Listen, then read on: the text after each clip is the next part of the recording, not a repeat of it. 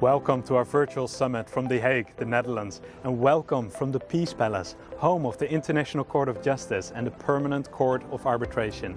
It is a privilege to stand here today at this iconic place dedicated to the peaceful settlement of conflicts between countries.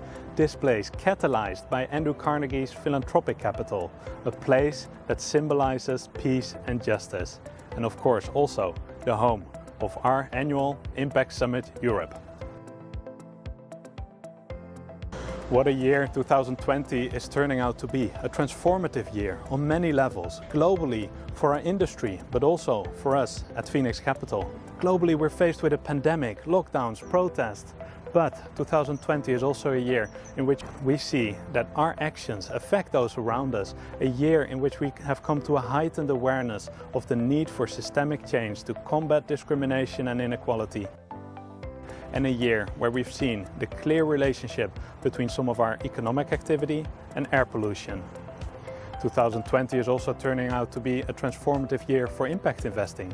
It has been great to see the strong response of the impact investment community to both the pandemic as well as the Black Lives Matter protest. Impact investment community immediately jumped into action to move capital towards solutions. It is a year where the old question, is there a trade-off between impact and return, was answered with a resounding no. And finally, 2020 is turning out to be a transformative year as impact investing has shown its resilience in a downturn. At the time it matters most, impact investing is delivering on its promise. 2020 is also a transformative year for us at Phenix Capital. We are meeting virtually in September, not physically in March. And I must say, I'm really proud of our team and how we've been able to handle the challenges 2020 has thrown at us. An increased level of professionalism, a new office, moving physical events to virtual ones, and expanding our service offering. Last year, we launched globalimpactplatform.com, the database of impact investment funds for institutional investors, being used today by about 100 institutional asset owners. And we collaborate with the GIN and the IFC as well. This year we launched the Phenix Impact Gems, our impact assessment framework and due diligence tool.